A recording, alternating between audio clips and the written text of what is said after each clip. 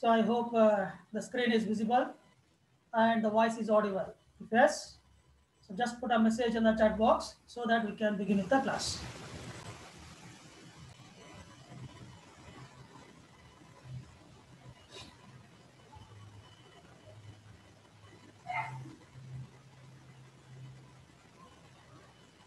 So I'm expecting everyone to respond in the chat box. Okay. So now in today's class, we are going to discuss about the next topic. So the next topic here is BJT fabrication.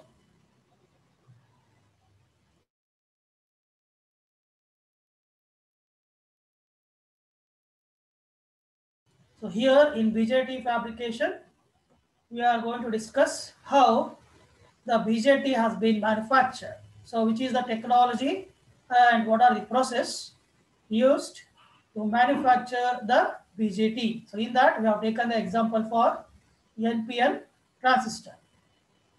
So as we know that to manufacture any transistor, we need P layer, N layer, and P layer and N layer. Means we need PNP or NPN layers to construct one transistor, right? So here, so we will discuss them in figure wise. Figure A, B, C, D, E are there. So based on that, we will discuss how the BJT has been fabricated. Fabrication means the process of constructing the transistor. So this fabrication is used in industries to manufacture such BJT transistors now. So now, first look at this figure A here. So in figure A, which is shown, so this is figure A here. So what are the materials are used in this figure A? That you have to understand first. So here in this, the first is one P minus layer is there, then one N plus layer is there. Here we have called it as SiO2, that is silicon dioxide layer, and then there is a As plus implantation is there. So here As plus means arsenic, which is heavily doped. Plus indicates heavily doped, negative indicates lightly doped material. Okay. And here we have shown photoresist material. So I will explain them one by one to understand how to construct a BJT using fabrication process. Okay.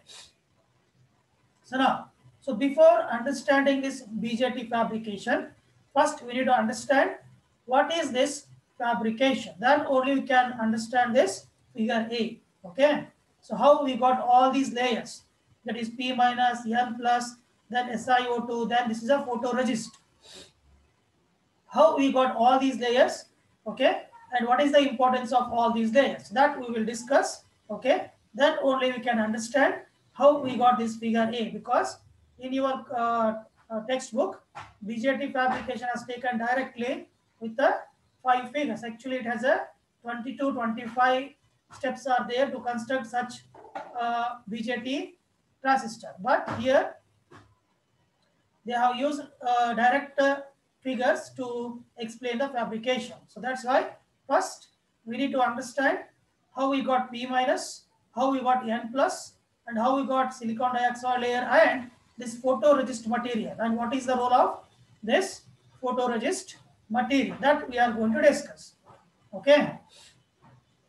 So now, first thing, we will focus only on fabrication. That will be shown here.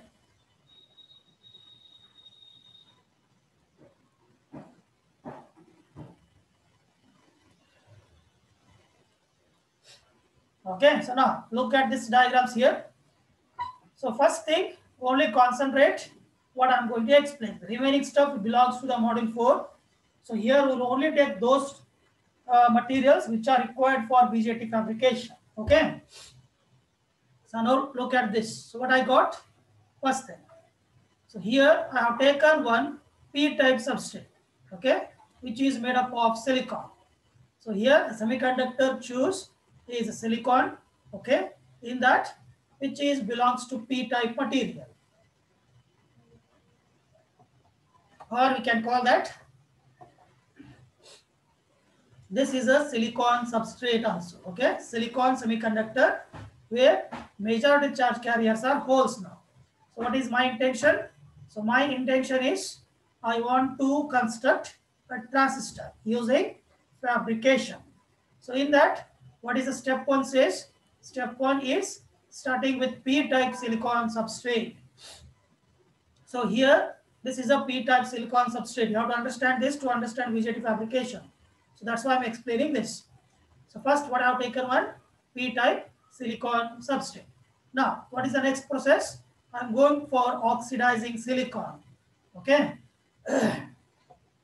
Now, what is the use of oxidization here? So oxidization is nothing but it is a chemical process. Okay. So which reacts with the surface of silicon. Okay. What it does? It reacts with this surface. So this is the surface of silicon here. Okay. So it reacts with the surface of silicon using oxygen and forms silicon dioxide layer. So this is nothing but now silicon dioxide layer. So this is P-type silicon substrate where majority charge carriers are holes, and this is SiO2 layer which is formed on the surface of silicon using oxidation. Oxidation is nothing but what? So it is a process, okay, or it is a chemical process which reacts with the surface of silicon using oxygen and forms SiO2 layer. Okay, now we have to understand this. So this SiO2 layer acts as an insulator. Remember this. Here, SiO2 layer is used as an insulator. It is used as an insulator. Okay, that's why we are using this. So this is a p-type silicon substrate. Next, so what we are going to do? Deposition of photoresistive material. Here, photoresistive material is nothing but, so this photoresistive material is nothing but, it is a kind of material which is sensitive to the light. Okay, if it is exposed to the light, okay, the exposed part of this photoresistive will get softer. Okay, so that is nothing but, it is also a chemical which is used to place on the surface of silicon dioxide layer, which is placed here. Okay, so here this is silicon dioxide and this is photoresistive material which is placed on the surface of silicon dioxide. Okay, now what is photoresistive? Photoresistive is nothing but, it is a material which is very sensitive to the light. So whatever the material which is exposed to the light, that part which is exposed to the light will get softer. The remaining part will be harder. So that is how the photoresistive material is used in this fabrication. So next step. So next step here is, so first we got silicon substrate, then we form the silicon dioxide layer here. Now the next is, here we got the mask here. So here it is shown as mask. So this is a mask one. In that UV rays means ultraviolet rays, nothing but light. That is been, it is, the mask has been exposed to the light. Here the darkened surface which is shown here. So this darkened surface is used to pass the light. This, the undarkened space is used to block the light. So light means nothing but UV rays here. And here once the light falls on this photoresistive material, so here the material which is exposed to the light, this is the material now which is exposed to the light, so it will get softer because it is sensitive to the light. Then the remaining part, this and this and this part, it is not exposed to light because it is masked using mask 1. So that's why only this part of the photoresistive material, photoresistive means resistive material which is sensitive to the light. So the exposed part of photoresistive, okay, that will get softened here. So that is what it is shown in the step 4. Okay. So now in the step 5, etching of SiO2 means, etching is nothing but to remove the softened part which is exposed to the light using photoresistive material. So this is the exposed part which softens the photoresistive material, include the SiO2 layer. So this part will be etched out, okay, from using etching. Etching means removal of the material which is exposed to light, and the process which is used for etching is nothing but RIE. That is the process or the chemical process which is used to etch that this photoresistive material. That is nothing but reactive ion etching process. Okay, this reactive ion etching process is specially used to etch the material which is exposed to the light. Okay, now here it is shown, this and this part which is exposed to the light has been etched away now. Okay, so once this is done, we move on to the step 5 now. So what happens in step, sorry, we done step 5, move on to the step 6 here. Now in step 6, implantation of N-type dopant into P-type substrate means, now we are going to diffuse the N-type material, okay, using implantation or diffusion method. Means here the N-type material is deposited in the P-type of silicon substrate. So that is N plus and N plus, which indicates that a heavily doped N-type material, that N-type may be a arsenic, As, okay, or phosphorus. So these are the two materials which are used, because where these two materials belongs to N-type material. That's why here you can choose arsenic or you can choose phosphorus. Okay, So that type of material is implanted in the silicon substrate.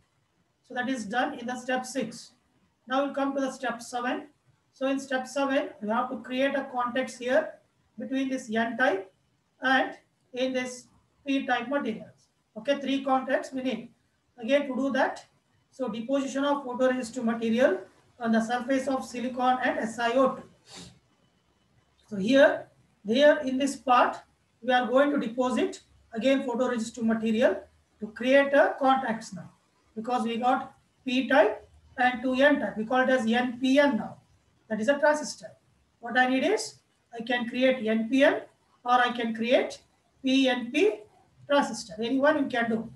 Here we have taken an example for NPN. Okay. So now in this part, so again, diffusion has been done for photoresistive material on the surface of silicon. Means here this is the surface of silicon and this is the surface of SiO2. So based on that, here photoresistive material has been doped or placed here. So now again, it is exposed to the light. So if it is again exposed to the light using UV rays, that mask 2 is used here. So now it is exposed here. So whenever whichever the part is exposed, only that part can be removed here. So that is shown in the etching step, that is step 9, etching of SiO2. So here, this part, and this part, actually it is exposed to the light. So it is not shown properly here in the mask, but it is exposed to the light. So therefore, here this part, and this part is etched away. Then once this is etched, next is you have to deposit a metal on the this surface. Okay, so that is done here in the last step. That is, this is the deposition of metal using aluminium. So aluminum is the metal which is used to deposit it on N plus and P type silicon. So now this metal provides us the external contacts so that we can connect that transistor towards the external world. Then again using RIE, that is reactive ion etching, you have to remove the excess metal which is present in this. So the excess metal is this part and here some part here and this part. So if I remove this and this part, so remaining is used to connect to the external world, means this part and this, and we call it as, okay, so like in BJT we call it as collector, base and emitter, but here we are using MOSFET, so we call them as gate, drain and source, because to understand BJT fabrication I have shown these steps to understand that BJT fabrication which is taken directly. So that's why it is source, this is gate and this is drain. But in NPN or in BJT we call it as collector, base, emitter, only that is the change. So like this, we have to do the steps to create one NPN or PNP transistor. I hope it is clear for everyone how a fabrication has been done. So okay, so now if it is understood, just reply in the chat box so that we can move on to the BJT fabrication. If you have any doubts or if you want to repeat, so we'll do the same thing again so that you guys can understand it properly. Now do it fast.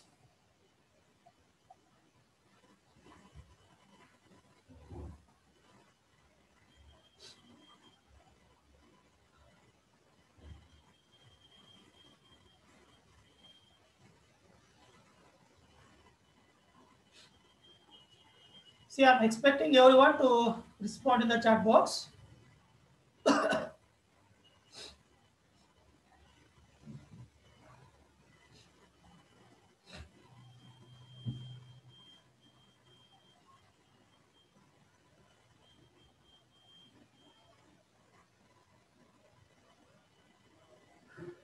Okay, Chaitra asked to repeat the last 2 steps, which I will just repeat those 2 steps. Okay, now respond in the chat box first.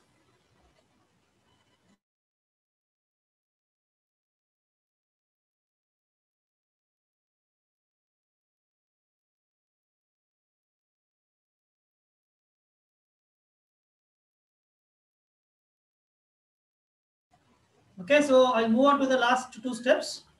Okay, the last two steps are here step 12, okay, step 11 and step 12. Okay, so here look at this step first, that is step 10. What you have done?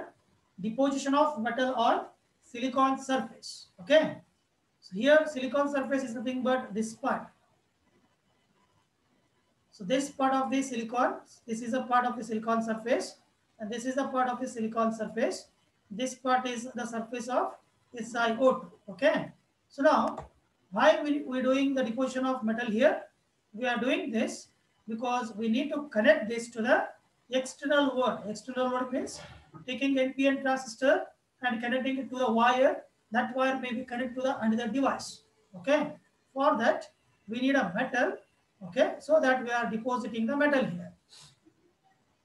So once this is done, okay, once we have deposited the metal on the surface of SiO2 and the silicon, then we will move on to the etching process. Why we need etching process again? That is the name of the etching here is reactive ion etching. Okay, and why we need this etching? We need this etching to remove the excess metal present on the surface of this transistor. Here this is the excess metal here, and this part is the excess metal which is not required. This is the excess metal, and this is the excess metal which is not required and takes space. Okay, so that it increases the size of transistor. So our intention is we need to reduce the size of the transistor also. So that's why here the excess metal has been removed from the etching process. So once this is removed, we will look like this. Okay. Now this is a metal here. This is a metal, and this is a metal. So here this can be used as collector for NPN or source for MOSFET. This can be used as base or ground, and this can be used as emitter or drain. Depends on the transistor you choose. Okay. So the same thing is shown here also in the last step, that is step 12. That is N-type MOSFET with 3 terminals, source, gate, and drain. But here for us, we need to understand this as a collector, base, and emitter, because we are going to use this concept in BJT fabrication. Okay, so this is how the fabrication steps are used to form the transistors. Now this is the method. It is also used in the industries to construct the transistors. Okay, so I hope it is clear for everyone, especially for Chaitra. If it is clear, okay, we'll move on to the next step.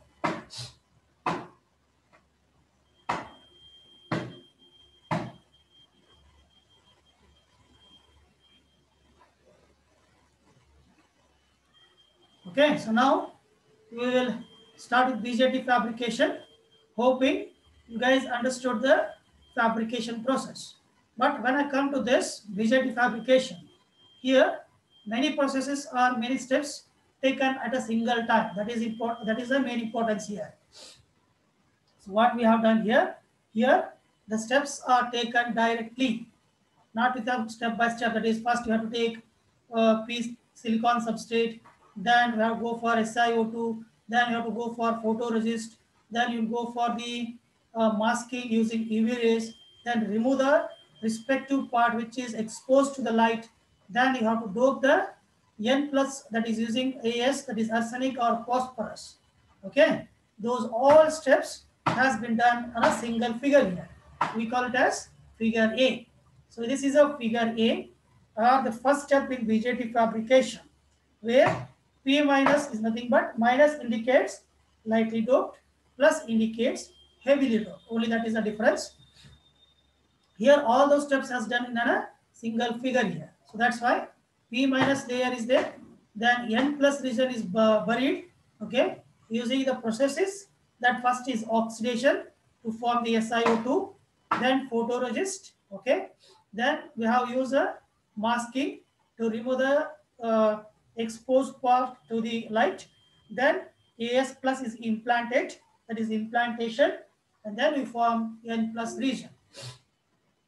So this is a figure A. This is the first step in BJT fabrication, and we got P and N regions now. The next thing is that we need another region that is nothing but another P or N region. Okay, I hope it is clear for figure A.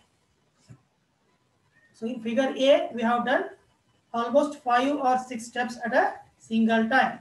That's why it is shown directly here. Okay. So this is a basic step for BJT fabrication to form P and N layer. Wherever we also include SiO2 and photoresistive material. Now we'll move on to the second step, that is figure B here. In figure B, what we have done? So we have considered P layer. Here we have a P layer, N plus layer. So we have this N plus layer. This is N plus or N layer here. Okay. So with respect to that, we have SiO2 layer. This is SiO2 layer, which is shown here SiO2. So we got here SiO2. Then what we have done in this process? So in this process, we have done another one step. That is here P-type material which is placed at the base of this figure B. This is P-type material at the base of figure B is lightly combines with N plus region. So this P will lightly combines with this N plus region and forms one layer. We call this layer here to show. We call this layer as P channel stop layer. Means here this P layer start diffusing towards the N region. This is our N region, right? So it lightly diffusing towards the N region and forms P channel stop. Otherwise, it will what it does, it will produce the diffusion process and achieve uniform concentration of charge carriers. This is what we have discussed in the diagram. Here the same thing is done. So that's why we have created one channel here, which is shown directly. This channel is nothing but it will stop the diffusion of holes towards this N plus region. That's why we shown N here. So we call it as P channel stop. So after this P channel, P that is holes will not diffuse to the N type. Okay, that's why it is shown here. And you have shown SiO2 like this 1, 2, and 3. This is because you already have 2 layers here, 1 and 2. The same thing is extended. Okay, for the remaining, that's what is shown as. You can another one you can choose again N here and SiO2 here. It can be continuously like this. Here we have shown only 2 parts of SiO2. We have shown 3 parts of SiO2. That is the difference. Now the next step here is this one. So now we have to create 3 layers. That is 3 terminals. That is base, collector, and emitter on the surface of this silicon and SiO2. So to do that, we have to take one P plus polysilicon. So P plus polysilicon, now it is placed on the surface of N-type and SiO2. I hope it is clear for everyone. So this is done just to create, okay, the base terminal. Again, on the surface of this base, that is P plus polysilicon, we have made one oxidation process, that is CVD here. CVD is nothing but chemical vapor deposition technique, which is used, okay, on the surface of this P plus silicon just to create one SiO2 layer.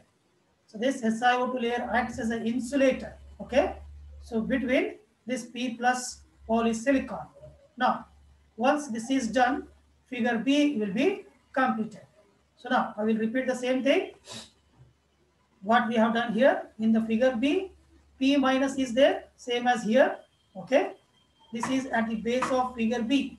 Then this P minus is diffused towards this N plus. Okay, diffused towards this N plus and stop at this place. So this is where it stopped the diffusion. We call it as P channel stop. So after this, we have N plus and silicon dioxide layers, which is shown here. This is the silicon dioxide layer and this is N layer. Instead of N plus, we call it as N. That's both are same. Okay, like this, we can extend this material up to here. We can expand here, or we can expand this like this. So we have taken 3 such silicon dioxide and 2 N sets. But here we have shown only 1 N and 2 SiO2. That's it. Nothing to change here. Now on the surface of this, on the surface of SiO2 and N type material, we have to place one or diffuse or implant P plus polysilicon. And why we are diffusing this? Because we need to create 3 terminals. In that, To make the base terminal, we have diffused P plus polysilicon. Then on the surface of P plus polysilicon, we have placed CVD, that is SiO2 layer using CVD. CVD is nothing but like oxidation, that is chemical vapor deposition technique, so which creates SiO2 layer using oxygen, similar to oxidation. Okay, so this is what figure B has been done. So I hope it is clear for figure B. Next is, we'll move on to the next figure, that is figure C here. So in this figure C, what we have done here, again, two N regions, 3 SiO2 which is shown in the earlier. So now in that, we have done certain things that is, so this is what we got here is P plus polysilicon. Okay, this is SiO2 layer, and here the remaining materials of this layer has been etched away directly using reactive ion etching. I hope you guys getting this, using reactive ion etching. So we have removed this part of the surface and we have deposited again P-type material, so which is shown directly here, and this part of the part of the figure B is kept as it is. Only this part of the figure B has been etched away and P-type material has been implanted. So the same thing will be shown here. So just look at this. So here in this part of the same thing has been done. What has done? This part, okay, has been etched away in the figure C, and this part has been kept as it is. Okay. Now we will discuss why we have done like that. Okay. So now, so we'll move on to that. So here the same thing has been shown. So this part is exposed to the P-type material to create another layer of P-type, and this part is remained as it is. Now this is the figure C part, which is, there is nothing changed, only this part has been etched away and P-type material like boron has been implanted. Okay, so now we'll move on to the next step. The next step here is figure D. What we have done in this step? In this step, okay, so what we got, that we have to concentrate. So here, same as minus, P minus layer is there, first thing. Okay, this is P minus layer. Then we got N plus layer, which is shown as NN. The same N plus layer is there. Both are same. Here, as I said, okay, P-type material has been implanted.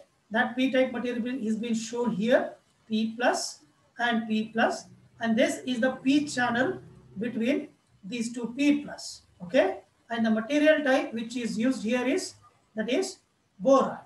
So I hope you guys got this.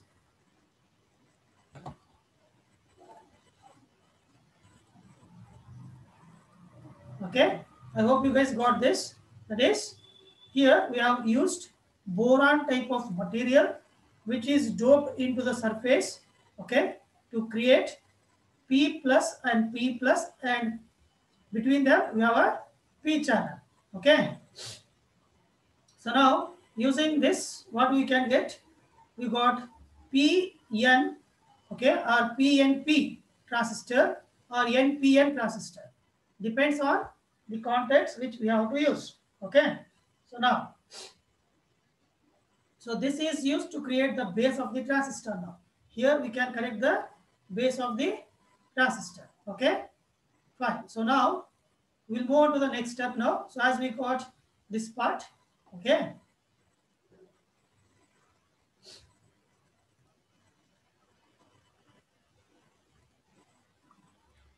so now the last part will move on. So here all the steps are taken directly. So now we need to create 3 terminals. In that, the first terminal need to be collector, which is shown here. The second terminal must be base, and the third terminal must be emitter.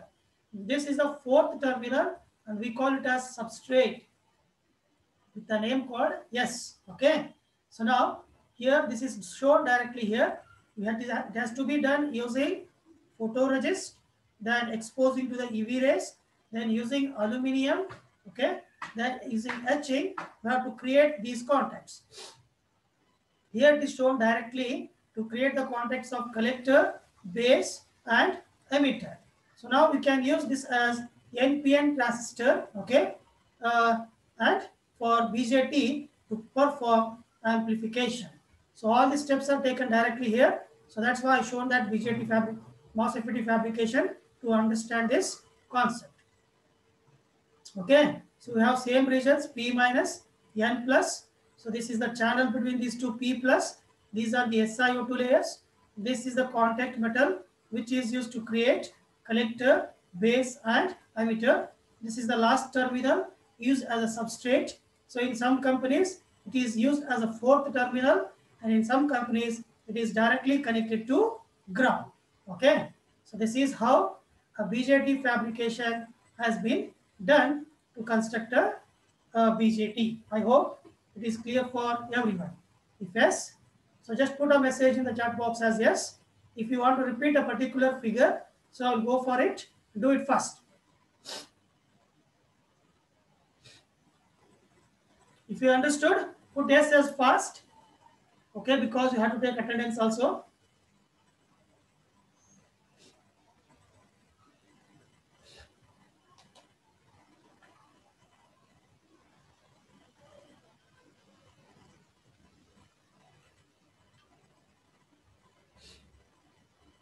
Okay, fine. So I hope you guys understood this BJT fabrication.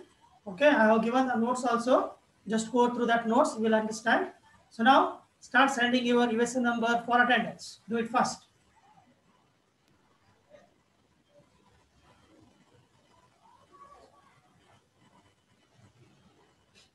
Do it fast.